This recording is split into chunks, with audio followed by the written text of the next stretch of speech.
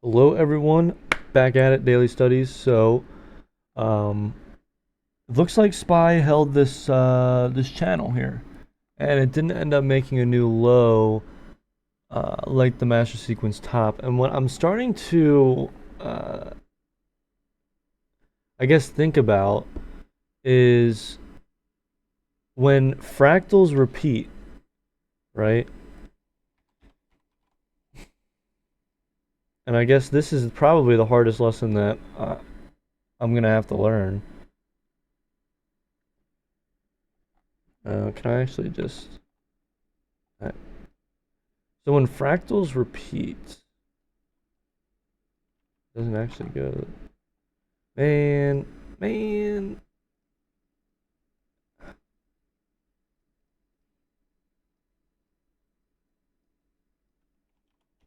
Yep, I'm that special.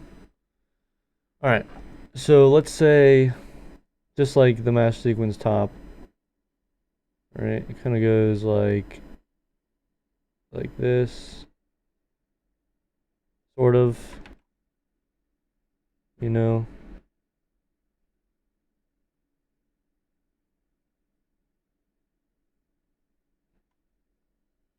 So in the past, we had this like awkward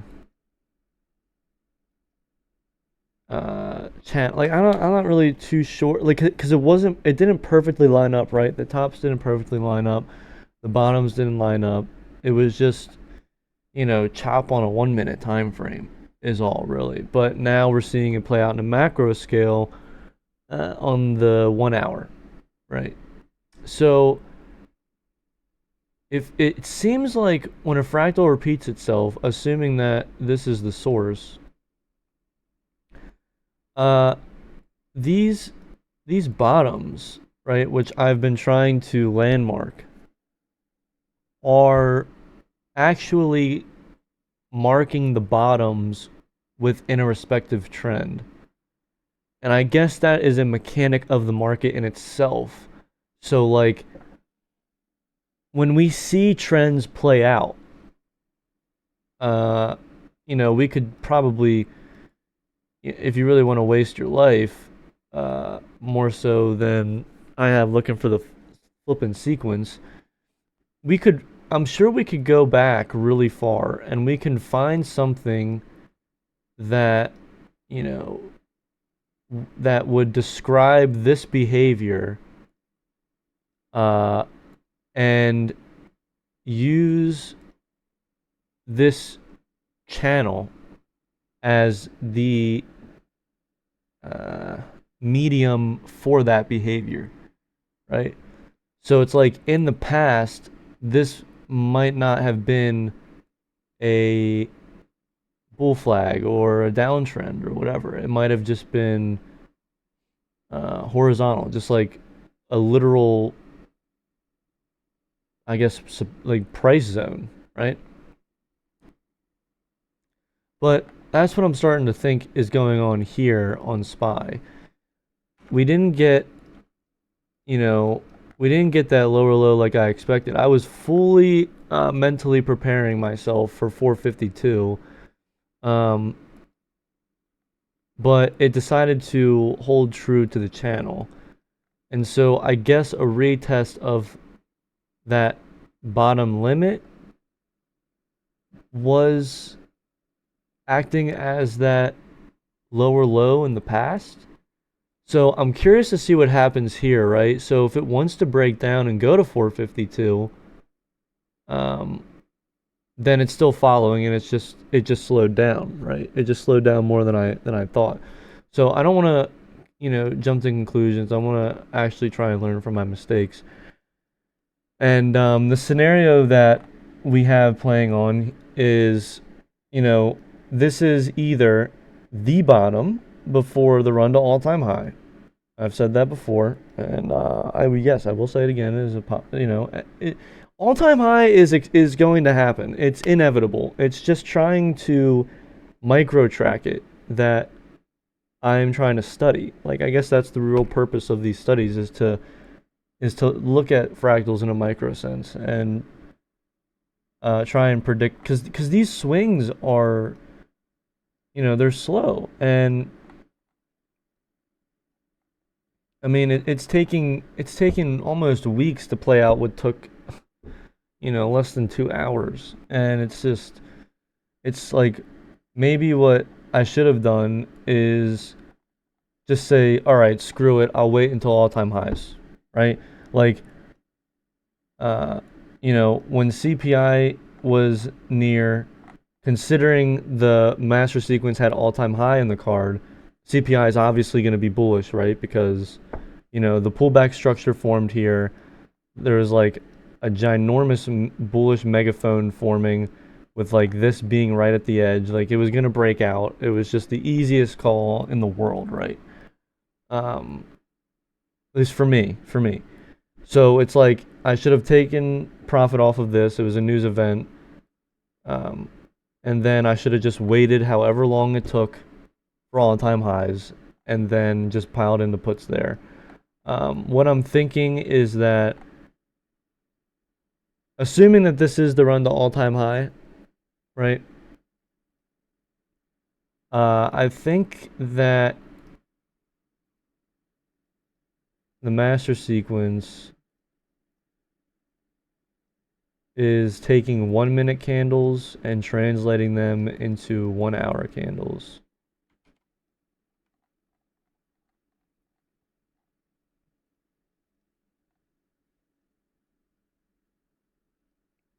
Right? So assuming that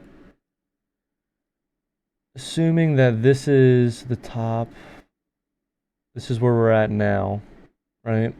It's about 23 bars or 23 minutes in the past. If I go in the hourly here, I don't think it's going to be exact, but just like eyeballing it, the bottom before the reverse was, wow, 23. That's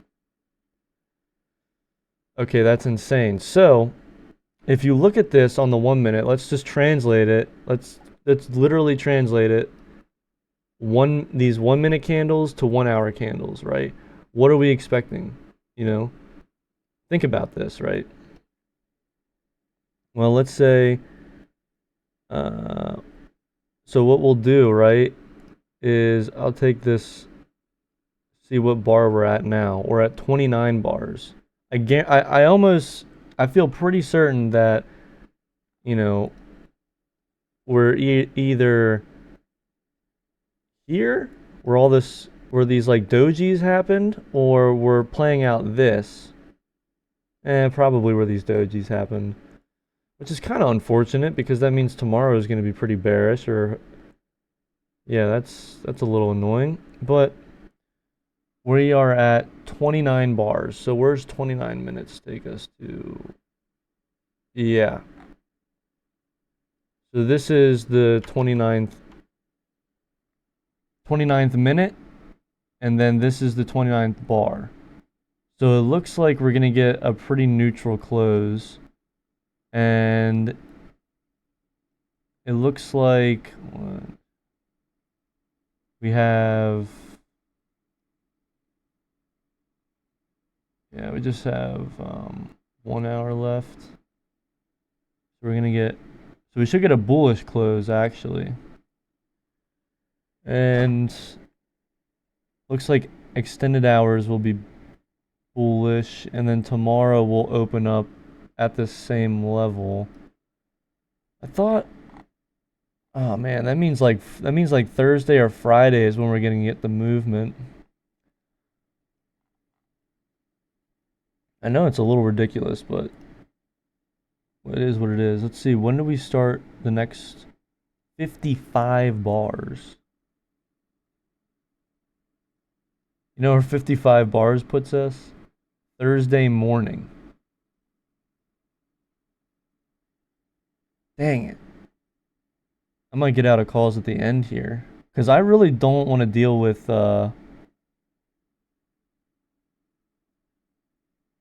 yeah, see, look, it's going bullish. Who would have guessed? Who would have guessed? The question is whether or not I hold calls because I don't want to experience that at all. I think I might sell calls in the close here. Yeah.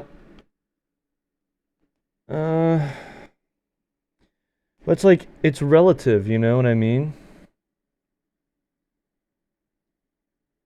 Like, how do we know?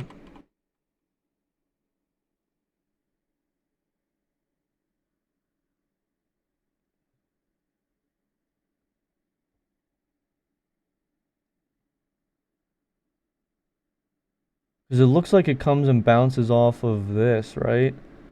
So we get a close. Maybe we get a close above 457.94. And then we come down like this. And then we run up. It's still slow and sideways. Like tomorrow is just going to be a whole nothing. Yeah, I might get out of calls and just bite the bullet. I don't know. Tomorrow, I don't see anything. Looks like nothing's going to happen tomorrow, and it'll be a Thursday move. Because if you think about it, oh my God. I mean, look at this candle. That's going to be a 1 hour move, which is probably going to be FOMC.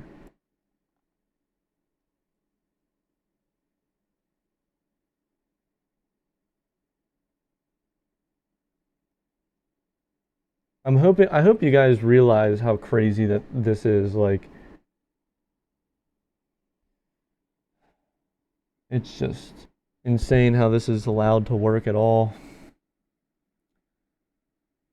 You know, and if we track it, question is how high will this go? And then how do you determine how high it will go? That's the real question.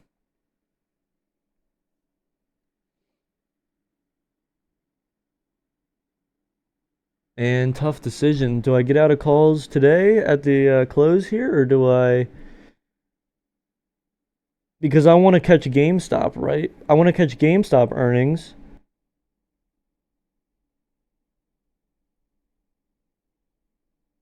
But at the same time, it's like a big move is coming on Thursday. For whatever reason, I don't think there's any news. Stand by while I check the news. Stand by.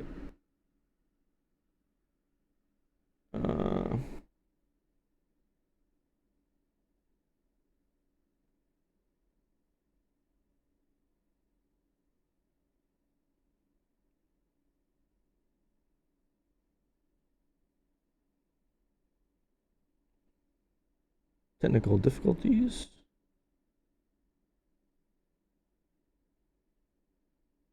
Yeah. Thursday news.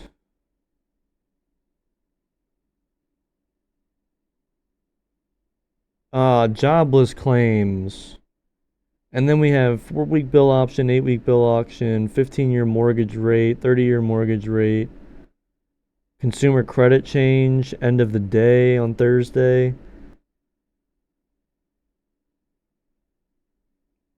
Wow.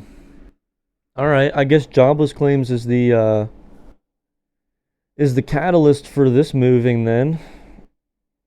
So it looks like a whole lot of nothing tomorrow.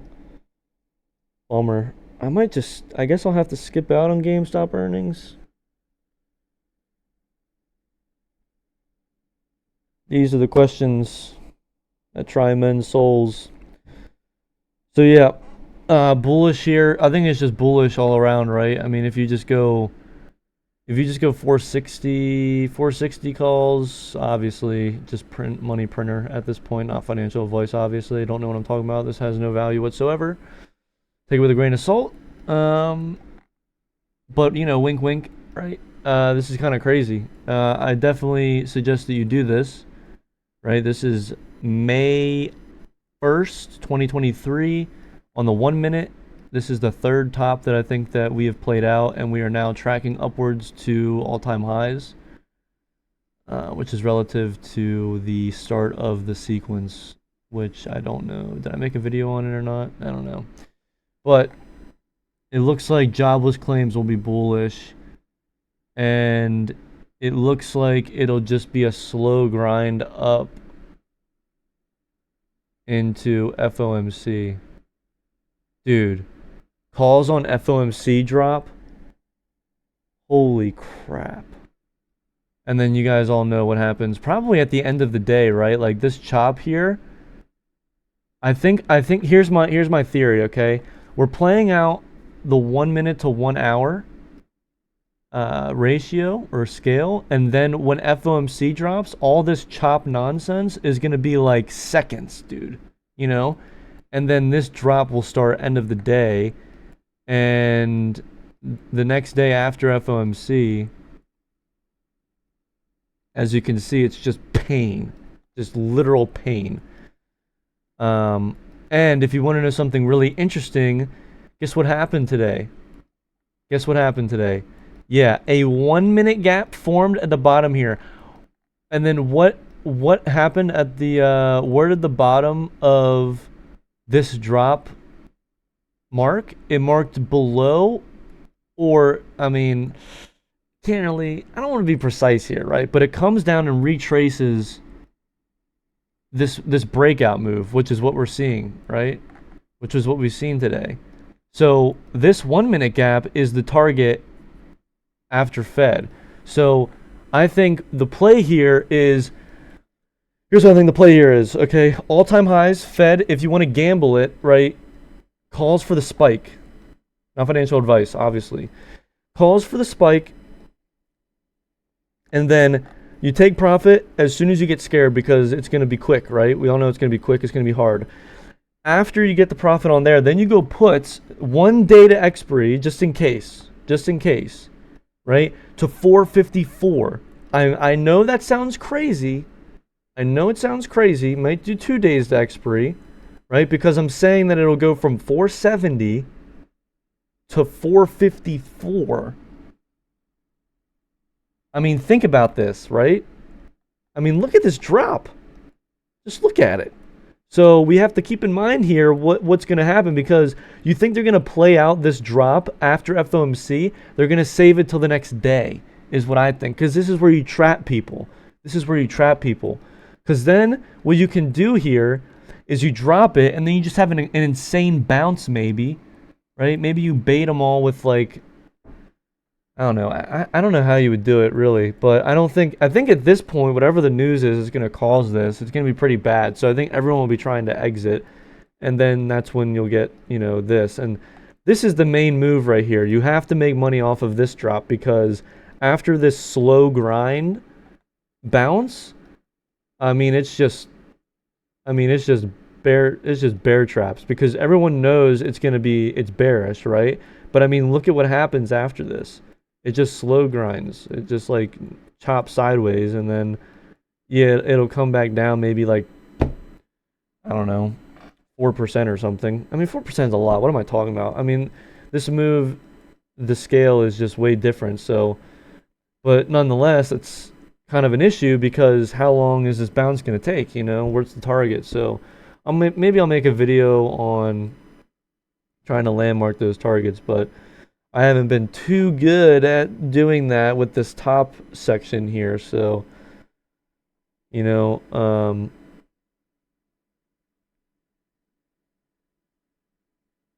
we'll have to see. But anyways,